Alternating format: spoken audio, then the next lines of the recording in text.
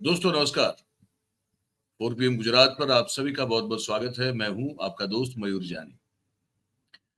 दोस्तों आप जानते हैं कि बहुत सारी चीज़ें, बहुत सारी घटनाएँ घट रही हैं देश में, उसमें से एक महत्वपूर्ण जो बात हुई कल, वो ये हुई कि 600 जितने जो वकील हैं, लॉयर्स हैं, एडवोकेट्स हैं, उन्होंने चीफ जस्टिस ऑफ इंडिया को चंद्रचूड़ साहब को एक खत लिखा और खत में ये लिखा कि लगता है कि न्यायपालिका की जो छवि या तो इमेज है, उसके साथ कहीं जो है खेला किया जा रहा है, खेल खेला जा रहा है और राजनीतिक दबाव जो है उस पर डाला जा रहा है, विशेष रूप से कुछ पार्टीज़ या कुछ राजनेताओं के द्वारा और कोई या तो कोई खास समूह के द्वारा और हमको लगता है उन्होंने चिंता व्यक्त की कि उनको लगता है कि न्यायपालिका को इससे बचने के लिए कोई उपाय ढूँढना पड़ेगा।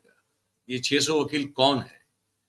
ये 600 वकील जो है उसमें जो जो सबसे बड़ा नाम है वो है वरिष्ठ धारा शास्त्री हरीश साल्वे साहब जो कि आपको हमेशा सरकार की ओर से इस सरकार की ओर से या तो इस सरकार के का सीधा केस लड़ते होते या तो फिर कहीं न कहीं सरकार इन्वॉल्व हो या तो उनके इंटरेस्ट इन्वॉल्व हो ऐसे केसेस लड़ते हुए दिखाई देते हैं, वो हरीश साल्वे साहब हैं। और फिर बाकी और बहुत सारे जो बड़े-बड़े हैं, मनन कुमार मिश्रा है जो कि बार काउंसिल ऑफ इंडिया के अध्यक्ष हैं और वो विशेष रूप से ऐसे वकील दिखते हैं जो कहीं न कहीं सुप्रीम कोर्ट के अभी के कुछ कुछ दिनों के जो रुख के चलते इलेक्टोरल बॉन्ड जो है विशेष रूप से वो खास, उसमें जो स्टैंड लिया चीफ जस्टिस ऑफ इंडिया ने और अब हो सकता है कि अरविंद केजरीवाल के मामले में भी लिया जाए। तो मुझे लगता है कि इसको देखते हुए शायद एक तरह का प्रेशर बनाने की कोशिश की है। उस पर हमारे प्रधानमंत्री ने भी एक ट्वीट करके अब तो एक्स है तो एक्स पर पोस्ट करके ये लिख दिया कि डराने और धमकाने की जो कांग्रेस की है वो मूलभूत प्रकृति है। ये पूरा है क्या मामला? उसमें ज़्यादा मैं ना बात करते हुए हमारे देश के वरिष्ठ पत्रकार, बहुत ही वरिष्ठ पत्रकार और मेरे बहुत ही आदरणीय श्रवण गर्ग साहब को मैं आमंत्रित कर रहा हूँ। वो आएँगे और ये क्या है पूरा मामला? इसके पीछे की पर्दे के पीछे की क्या बातें हैं? ये उन्हीं से हम समझने की कोशिश करते हैं, तो मैं उनका स्वागत कर लेता हूँ, ज़्यादा समय बर्बाद ना करते हुए। सर बहुत-बहुत नमस्कार और आपका स्वागत है सर। आपका 1 सेकंड में हाँ, अब वो ऑडियो म्यूट था। जी सर, आपने सुना प्रस्तावना में, बस आप दर्शकों को जी, जी, ये अगर बिल्कुल, आप बिल्कुल, समझाने की ये समझाएँ कि बिल्कुल। ये क्या है खेल पूरा? ये क्यों लिखा गया? जी, जी, किसके कहने पे लिखा बिल्कुल। गया? किसको फ़ायदा है? किसको दबाने की कोशिश है? और प्रधानमंत्री का जो पोस्ट है एक्स पर वो क्या हमको हमको क्या दर्शाता है वो? देखिए हरीश भाई मयूर भाई जो इसको 2 चीज़ों में समझना पड़ेगा। जी, लोगों में जो बातचीत है, लोगों में जो चर्चा है, जो मीडिया में चर्चा है, मीडिया मतलब सरकारी मीडिया नहीं, जो समानांतर मीडिया है, पैरेलल मीडिया, यूट्यूब चैनल्स हैं। जी, लोगों में जो बातचीत है वो ये है कि मतलब ये गलत भी हो सकता है, सही भी हो सकता है कि सरकार इस समय गहरे संकट में है।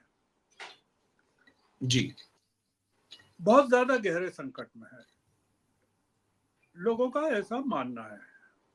जी, खासकर दक्षिण के राज्यों में जो लोग कहते हैं, वहाँ लिख रहे हैं या महाराष्ट्र में, बंगाल में, बिहार में जो बातचीत है, यूपी जी, में भी कुछ हद तक बातचीत है। जी, ये जो चिट्ठी लिखी है हरीश साल्वे जी के अगुवाई में 600 लोगों ने, जी, उसके बारे में लोगों का एक ये मानना है कि ये चिट्ठी तो सरकार ने लिखी है। हुँ, ये जो लोग हैं ये तो केवल मुखौटा है। जी, मतलब ये सरकार की प्रतिक्रिया है, सरकार का मन है, सरकार क्या महसूस करती है वो है इसमें पूरी जी, भावना।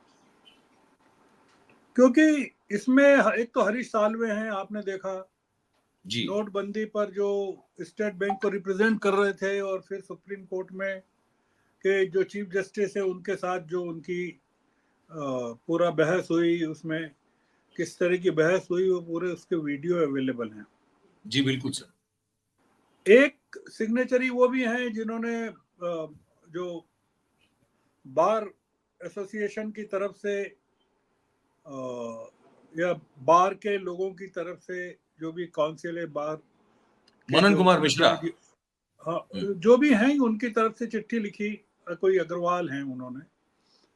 हाँ, आदिश अग्रवाल। हाँ हाँ, मैं नाम नहीं लिख रहा, मैं कह रहा हूँ एक अग्रवाल है या कोई है, उन्होंने चिट्ठी लिखी कि जी इसको जी प्रेसिडेंशियल रेफरेंस में डाल देना चाहिए। जी जी बिल्कुल। आप देखिए कि ये पूरा का पूरा जो मामला है, ये ऑर्डिनरी टाइम्स का मामला नहीं है कि सामान्य समय में कोई ऐसी चिट्ठी लिख रहा है, कोई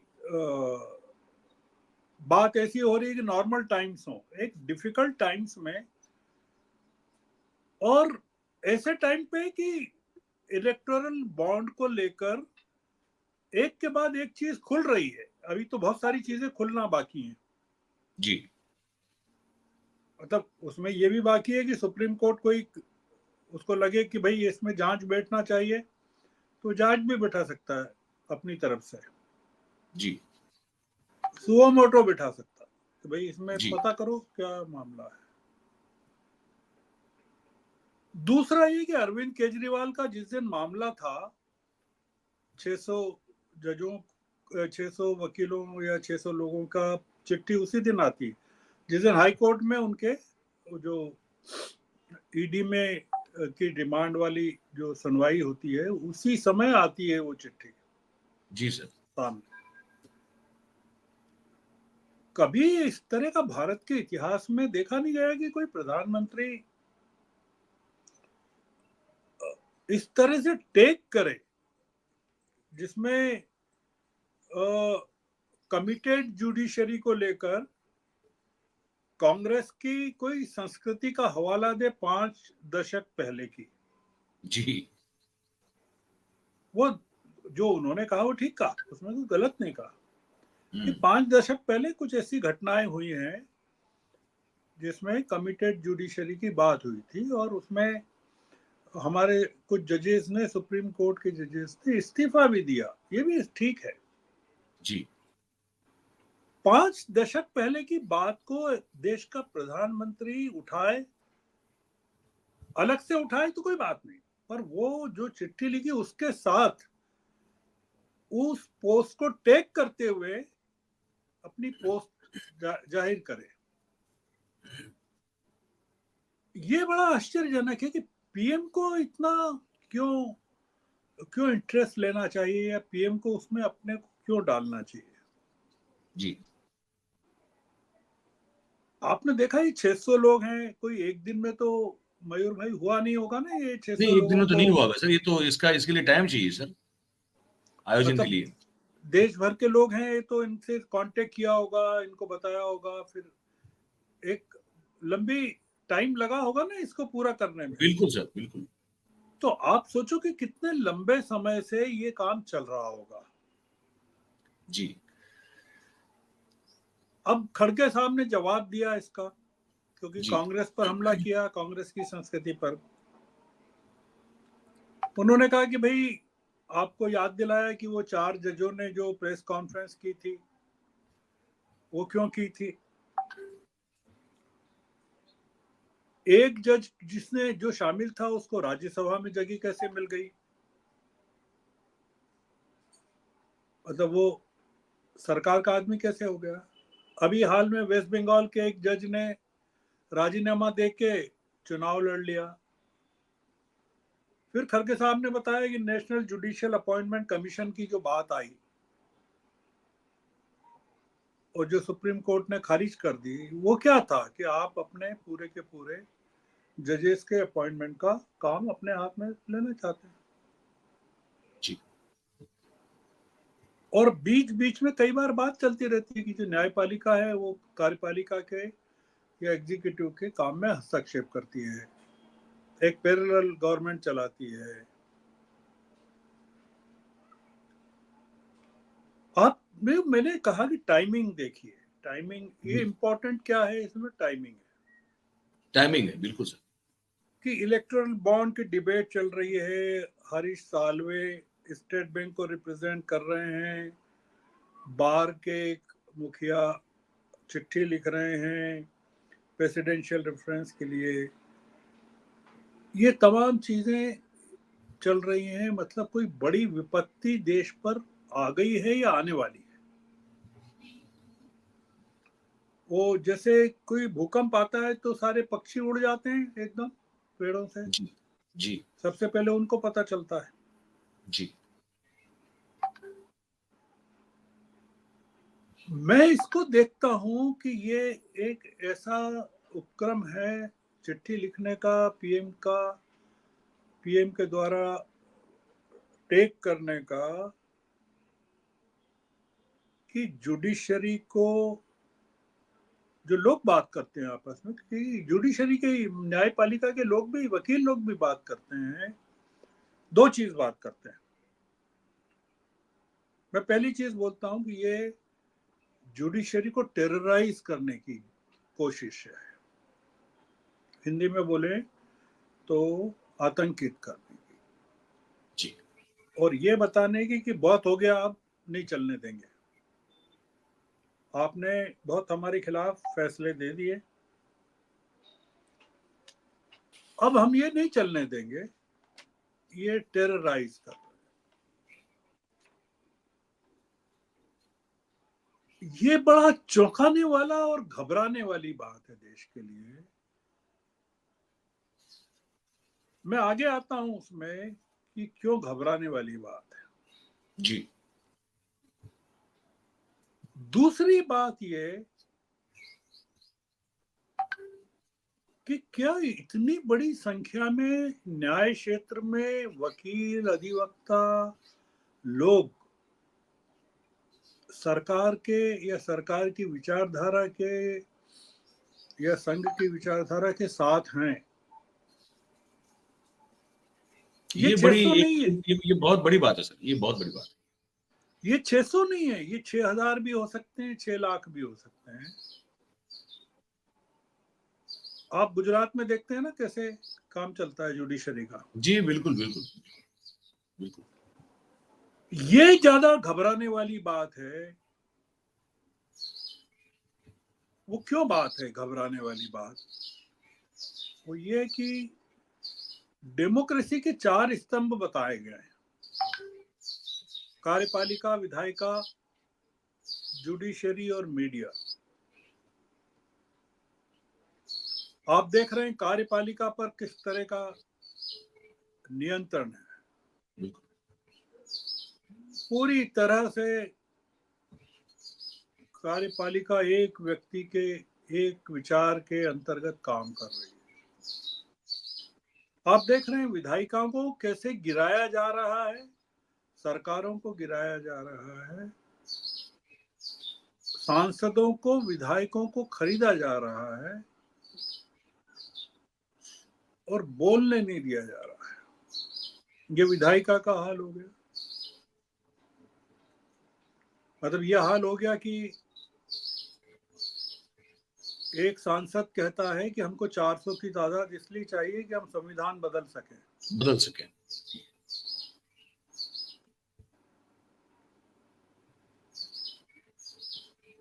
तीसरा स्तंभ आ गया मीडिया का। आप देख रहे हैं मीडिया की क्या हालत है, पूरी तरह से खत्म कर दिया गया, नेस्तनाबूत हो गया है, ध्वस्त हो गया, गुलाम हो गया, बिक गया। एक आखिरी स्तंभ बचा था जुडिशरी का, वो भी आप देख रहे हैं कि डिवाइडेड जुडिशरी है।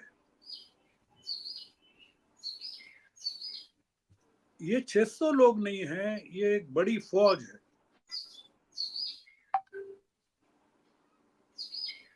और अकेला आदमी लड़ रहा है उससे, मतलब जुडिशरी में एक अकेला आदमी लड़ रहा है, चंद्रचूड़, और बाहर एक अकेला आदमी लड़ रहा है, राहुल गांधी। दो लोग। अगर जुडिशरी नहीं बचाती राहुल गांधी को तो राहुल गांधी जेल में होते। बिल्कुल सर, बिल्कुल। ये बड़ा एक अद्भुत चल रहा है, जो कि तो इसको आप आगे कहाँ, मतलब ये संघर्ष, ये कॉन्फ्लिक्ट जो एक तरह से सीधी चुनौती हुई है, आपने जैसे कहा। ये कहाँ जाके ठहरता हुआ इसको आप देख रहे हैं sir? What is that you see ahead? मैं कोई देखिए ज्योतिषी तो हूं नहीं, कोई नहीं, वो प्रेडिक्ट नहीं आप कर सकता, ऑब्जर्वेशन के तौर पे सर। पर मैं एक ऑब्जर्व कर रहा हूं कि आने वाला टाइम देश के लिए कोई बहुत अच्छा नहीं है। वो इसलिए अच्छा नहीं है कि जो हुकूमत है उसका जो लगा है उसके संकेतों से कि उनका डेमोक्रेसी में यकीन नहीं है। अगर डेमोक्रेसी में यकीन नहीं है तो उनका चुनाव परिणामों में भी यकीन नहीं है, और चुनाव परिणामों में भी यकीन नहीं है तो आप देखिए कि उन्होंने ये बोलना बंद कर दिया है 370 मिलेंगे हमको या 400 मिलेंगे। आपने पिछले दिनों में कोई किसी से सुना नहीं होगा, प्रधानमंत्री ने भी कहना बंद कर दिया 370 और 400। भाजपा का कोई आदमी अब 400 नहीं बोलता, नहीं, अभी नहीं, 370 अभी बोलता। अभी उसमें चुप्पी है, अचानक से चुप्पी आ गई उसमें, बिल्कुल। उसका कारण ये है कि इस समय पूरे देश की जो हवा है, चुनावी नब्ज जो है, वो ये बताती है कि सरकार को बहुमत नहीं मिलेगा। लोग बात करते हैं, जो जी। अलग अलग राज्यों के गणित आ रहे हैं, आंकड़े आ रहे हैं। आप सोचिए कि आपने पूछा ना क्या हो सकता है, जी सर। उसका जवाब कि बहुमत नहीं मिल सकेगा और सरकार सत्ता नहीं छोड़ना चाहती है, तब क्या करेंगे बोलिए? तो तब पर सर वो फिर कैसे संभव है? अगर बहुमत नहीं मिलेगा, अगर नहीं मिला, तो सत्ता तो छोड़नी ही पड़ेगी। फिर कैसे? नहीं, वही तो मैं कह रहा हूं, वही तो मैं कह रहा हूं कि क्या हो सकता है। अचानक से हेट में से कोई कबूतर निकल सकता है, एक चिड़िया निकल सकती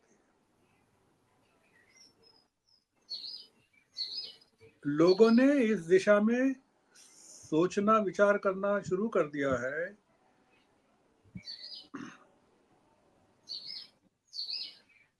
बड़ी घटना है ना कि ये 1700 करोड़ रुपए की लेनदारी कांग्रेस में निकाल दी है। 1700 करोड़ निकाल। अब 1700 आ, करोड़ नहीं देंगे तो क्या होगा? कांग्रेस पार्टी चुनाव नहीं लड़ सकती। क्या होगा कि इलेक्शन कमीशन उसकी मान्यता खत्म कर देगा। क्या होगा कि कांग्रेस चुनाव से बाहर हो जाएगी। क्या होगा कि चुनाव होंगे कि नहीं होंगे। वो जैसे ये होता है ना कि एक पेशेंट गया वहां हॉस्पिटल में, वो पहले हॉस्पिटल में काउंटर पे ही बोल दिया कि भैया 1700 करोड़ जमा कराओ तो तब तुम्हारा इलाज करेंगे या तुमको घुसने देंगे।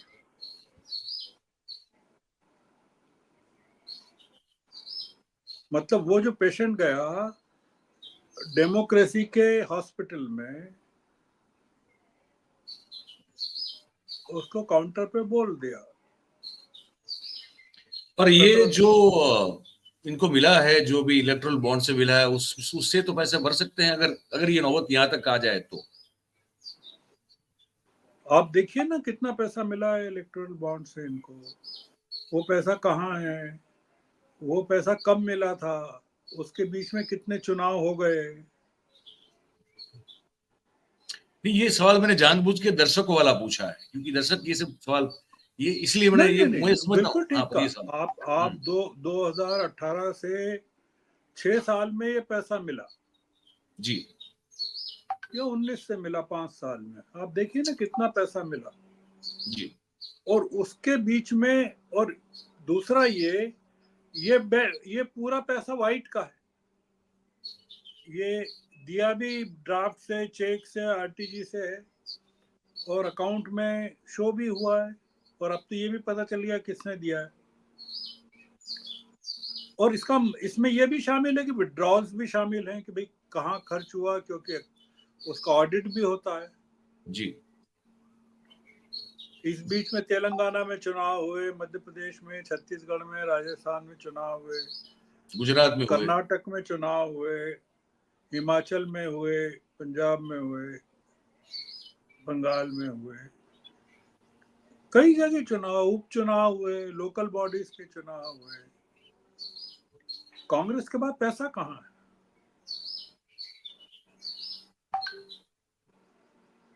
और बीजेपी के पास आप कितना पैसा आप देखिए। तो सर, आप जो चित्र अभी देख पा रहे हैं और जो आप प्रस्तुत कर पा रहे हैं, ये बड़ा डरावना है। ये ये से डर लगता है, ये जो संभावना है इसको सुनते देखते हुए। हाँ, ये डरावना है। और हम लोग क्या है, हमारी परेशानी ये है कि हम लोग उसको महसूस नहीं कर रहे हैं। वो जैसे वो तम्बाकू खाने वाले को बोलता है ना डॉक्टर की तेरे को कैंसर हो गया, तम्बाकू बंद कर दे, वो फिर भी वो बंद नहीं करता है। हम लोगों को बोल दिया है, संकेत दे दिया है कि तैयार हो जाओ, क्या होने वाला है। पर हम लोग अपनी मस्ती में हैं, देश मस्ती में है, बोले चलता है यार, ये तो सब हो जाएगा। लोगों ने अभी अपने दिमाग में सोचना भी शुरू नहीं किया कि हो क्या रहा है। और जितना ये मीडिया है, सरकारी मीडिया, जी, वो देख रहे हैं आप कैसा क्या डिबेट कर रहा है। अरविंद केजरीवाल का इशू पूरा का पूरा यही तो है ना कि ये इलेक्टोरल बॉन्ड की पूरी डिबेट को भटकाया जा कैसे रहा है। डाइल्यूट करें, डिस्ट्रैक्ट कर दें, हटा दें पूरे लोगों के दिमाग से। उनकी गिरफ्तारी ऐसे टाइम पे की गई, इलेक्टोरल बॉन्ड के इशू के टाइम पर 8-8 9 सम्मन हो गए, तब पहले नहीं की, अब की। बात सही है, बात हाँ, सही है, कि बिल्कुल सही बात है। अब अभी करना है भाई, और आप उसको घसीट रहे हैं। और अरविंद केजरीवाल कि उसमें क्या कोऑपरेशन कर रहे हैं सरकार के साथ, पता नहीं उनको कि वो मिले हुए हैं कि नहीं मिले हैं, अभी पता नहीं। वो तो खुलेगा, राज खुलेगा, खुलेगा तो सब कुछ। हाँ, ये बड़ा जो पॉइंट है, ये लोगों के लिए चौंकाने वाला है कि ये राहुल गांधी को कितने लोग धोखा देने वाले हैं, वो है। मैं उन वो लोगों में शामिल नहीं हूं जो ये बोलते हैं ना बड़ी रोजी पिक्चर क्रिएट कर रहे हैं, जी। गई सरकार, डर गई मोदी, खत्म हो गई। हम्म। हो रहे हैं डिबेट, हमारे लोगों में ही हो रही है। हाँ, हो रही है सर। हो रही है ना, ये बिहार में धो दिया, महाराष्ट्र में धो दिया। नहीं नहीं, कुछ नहीं। मोदी जी को और अमित शाह जी को जो समझता है और जो गुजरात को समझता है, वो ऐसी बात नहीं करेगा। नहीं नहीं, वो यही कहेगा कि ये कुछ भी करेंगे लेकिन सत्ता से दूर नहीं हटेंगे, उसके लिए चाहे आप जो भी सोच हो, जो भी करना पड़े। आप आप सोचो, मैं आखिरी बात बोल रहा हूँ। जी। अमेरिका, जर्मनी, ऑस्ट्रेलिया और तमाम बहुत सारे देश आपको क्यों बार बार पूछ रहे हैं कि फेयर ट्रायल क्यों नहीं हो रही आपके यहाँ, आपने खाते क्यों बंद कर दिए। आपके मामलों में इतना जबरदस्त इंटरफेरेंस क्यों कर रहे हैं, उनकी हिम्मत कैसे हो गई? वो इसलिए हो गई कि उनको पता है कि आप, नरेंद्र मोदी की हुकूमत इस समय सबसे कमजोर है और आपके साथ कोई भी नहीं खड़ा है। दुनिया की कोई ताकत अभी हमारे साथ नहीं खड़ी है, हमारी सरकार के साथ, मतलब हाँ, नागरिकों के साथ तो खड़ी है। ये जो अरविंद केजरीवाल को लेके जो अमेरिका जर्मनी बोल रहे हैं, ये तो बहाना है केजरीवाल तो। वो असल में क्वेश्चन ये कर रहे हैं कि आप कर क्या रहे हो।